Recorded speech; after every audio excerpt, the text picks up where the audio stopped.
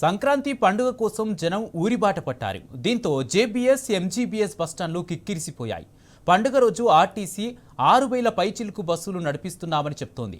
వాస్తవ పరిస్థితి అందుకు విరుద్ధంగా ఉంది. బస్సుల కోసం ప్యాసింజర్స్ గంటల తరబడి ఎదురు చూస్తున్నారు. మరింత సమాచారం ప్రతినిధి మహేష్ అందిస్తారు.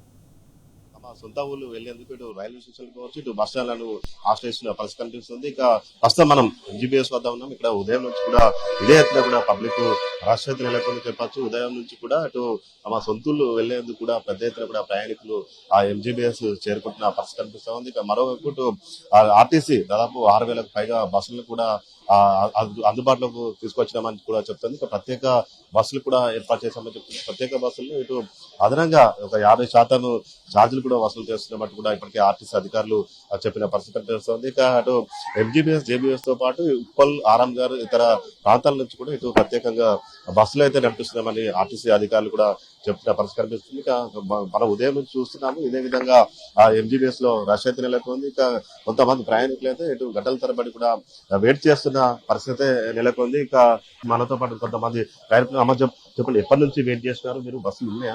అయితే ½ అన్ అవర్ నుంచి వెయిట్ చేస్తున్నామండి. ఒక బస్ అయితే మిస్ అయిపోయింది. చాలా మంది ఉన్నారు అనమాట. పిల్లలు వేసుకొని ఎక్కడానికి కొంచెం ఇబ్బంది అవుతుందని చెప్పేసి మేము కోదాడ వెళ్ళాలి. కోదాడ బస్సులు కొంచెం లేట్ వస్తున్నాయి. ఇదే రష్. ఇప్పుడైతే 2 వచ్చాయి మేము వచ్చినాకనే. కాకపోతే పిల్లలు వేసుకోవడానికి మేము ఎక్కడ ఇబ్బంది అవుతుంది. పబ్లిక్ అయితే